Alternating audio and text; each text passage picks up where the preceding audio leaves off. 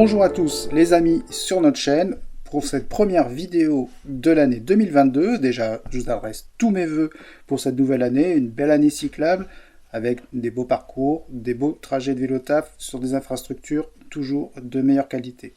Aujourd'hui, on va parler d'un sujet que j'avais déjà commencé à introduire à la fin 2021 concernant l'éclairage que l'on peut utiliser sur son vélo.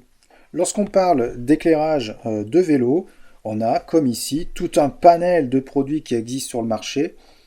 On ne sait pas toujours lesquels choisir. Je vais vous aiguiller aujourd'hui sur la façon de réfléchir à votre équipement de visibilité, à votre éclairage, faire les bons choix en fonction de vos types de déplacements et surtout des contraintes que vous allez devoir affronter. On a deux grosses catégories de déplacements, les déplacements urbains et les déplacements extra-urbains. Les contraintes ne sont pas exactement les mêmes, en tout cas les contraintes matérielles ne sont pas exactement les mêmes.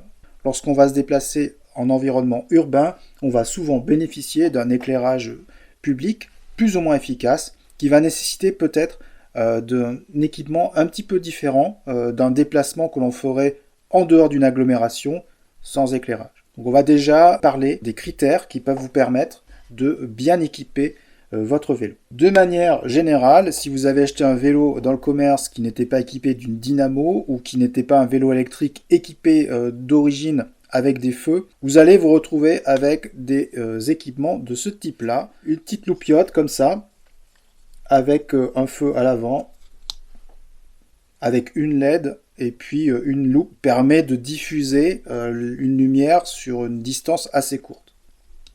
Ces équipements, ce sont ceux qui sont obligatoires au code de la route. Vous voyez, c'est vraiment pas grand-chose.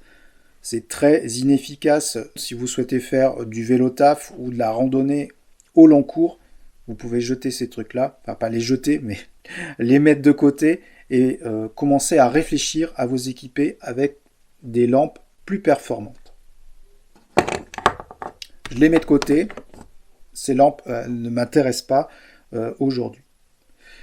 Si vous faites des déplacements principalement utilitaires, des déplacements pour vous rendre à votre travail, souvent vous allez vous déplacer dans un univers urbain ou périurbain.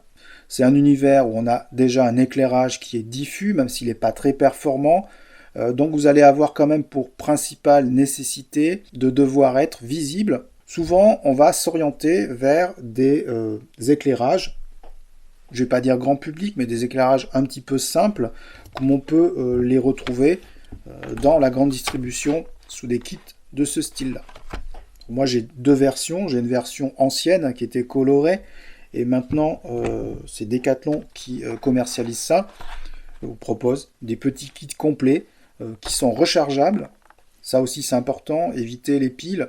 Ça a tendance à couper le signal d'un coup et puis sans possibilité de recharger. Là, si vous allez au bureau, vous les utilisez le matin, vous les rechargez pendant votre journée de travail et le soir, lorsque vous repartez, vous avez vos lampes qui sont en totale autonomie et vous n'avez pas de souci de coupure de votre signal lorsque vous allez vous déplacer. Ce genre d'équipement, on le sait rarement et dans les magasins, on vous oriente assez peu sur la bonne solution d'éclairage par rapport à votre usage.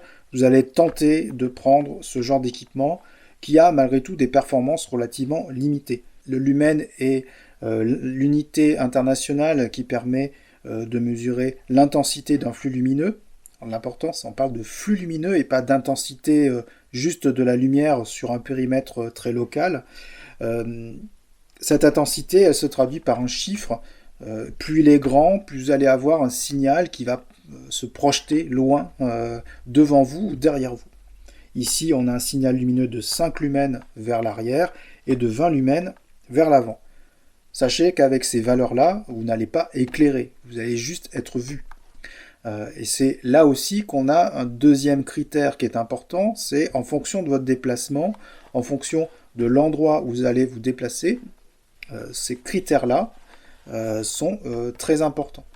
Donc ce kit-là, il est fait pour pouvoir se déplacer en agglomération, dans des environnements, on va dire, déjà éclairés.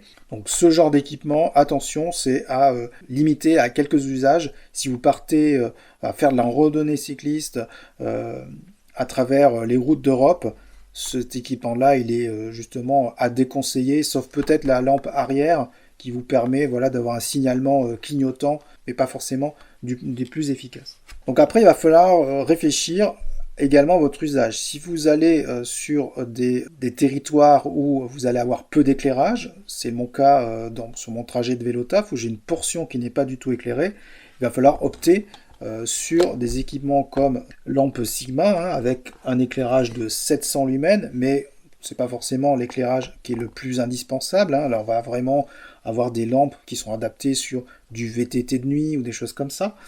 On a des intensités de 200-300 lumens qui vont commencer à vous permettre d'avoir un éclairage à l'avant qui est efficace. À l'arrière, il faut essayer d'opter sur des lampes un peu comme celle-là, qui propose un signal diffusé, un signal qui est diffusé, pour avoir une zone qui est lumineuse, qui est beaucoup plus importante. Donc au-delà même du nombre de lumens que votre lampe va vous proposer, c'est aussi la taille de la zone éclairée qui va avoir aussi une importance. Chose que l'on n'a pas avec ce genre de lampe, où on voit bien que là, elle a beau être éclairée, à côté, ça ne fait pas le poids.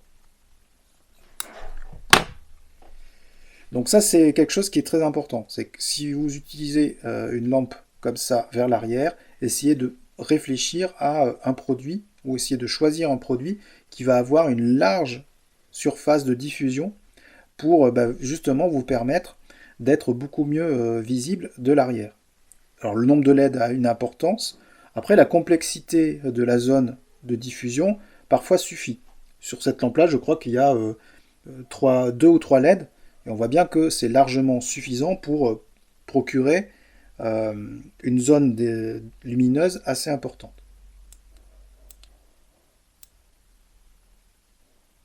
Voilà, on l'éteint.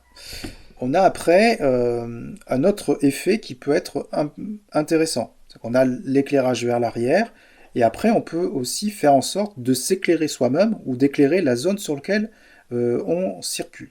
Je vous avais présenté cette lampe Fischer, qui est une lampe qui a un double effet, c'est-à-dire un effet d'éclairage vers l'arrière et un effet d'éclairage vers le bas. Alors ce principe-là, on peut le retrouver de différentes formes, soit directement grâce à une seule lampe efficace, mais on peut très bien aussi faire un coup double, avoir ça à l'arrière, et puis se ménager un éclairage vers le bas en complément. Et ça va donner du volume à votre déplacement. Ce qui va vous donner un aspect beaucoup plus sécurisant dans votre déplacement, c'est de pouvoir signaler finalement votre zone de déplacement. Il existe des lampes qui permettent justement d'afficher une sorte de trait de part et d'autre de votre vélo qui signale votre zone de déplacement et donc votre largeur. Donc c'est important de bien réfléchir à votre besoin en termes de zone dans laquelle vous allez vous déplacer. Il est important de déterminer si vous allez avoir besoin d'éclairer encore plus votre zone de déplacement ou si justement l'éclairage ambiant est suffisant. Et ça aussi, ça va vous guider dans le choix de votre lampe que vous allez mettre à l'avant de votre vélo. Ça n'empêche pas que vous pouvez doubler cette efficacité en adoptant des vêtements qui vont être plus clairs ou réfléchissants. En agglomération, c'est pas forcément obligatoire, mais moi je vous conseille fortement de réfléchir aussi à votre habillement qui peut avoir aussi un effet dans votre sécurité. Être habillé tout de noir, c'est jamais très positif lorsqu'on se déplace la nuit et qu'en plus on n'a pas un équipement lumineux performant. Vous allez être totalement invisible et c'est dans ces conditions-là que les plus graves accidents peuvent arriver. À l'extérieur de l'agglomération, comme on l'avait évoqué dans le test de la veste haute visibilité de Decathlon, c'est obligatoire en dehors de l'agglomération, donc là vous n'avez pas d'autre choix que de vous équiper et pensez-y. Toutes ces obligations-là, elles ne sont pas faites pour vous embêter, mais juste pour faire en sorte que vous puissiez arriver en vie à votre destination. On a suffisamment d'imbéciles et suffisamment de gens qui ne sont pas prudents, qui ne font pas attention à vous, que c'est important de mettre toutes les cartes de son côté lorsqu'on va se déplacer, que ce soit en agglomération ou hors agglomération. Donc voilà pour ce petit topo, pensez-y, c'est le moment de prendre les bonnes résolutions. Les soldes arrivent, Il y aura également probablement des opportunités pour acheter des équipements comme cela, performants, avec des prix réduits. C'est l'occasion de prendre cette bonne résolution et moi je vous dis simplement à bientôt pour de prochaines vidéos sur notre chaîne.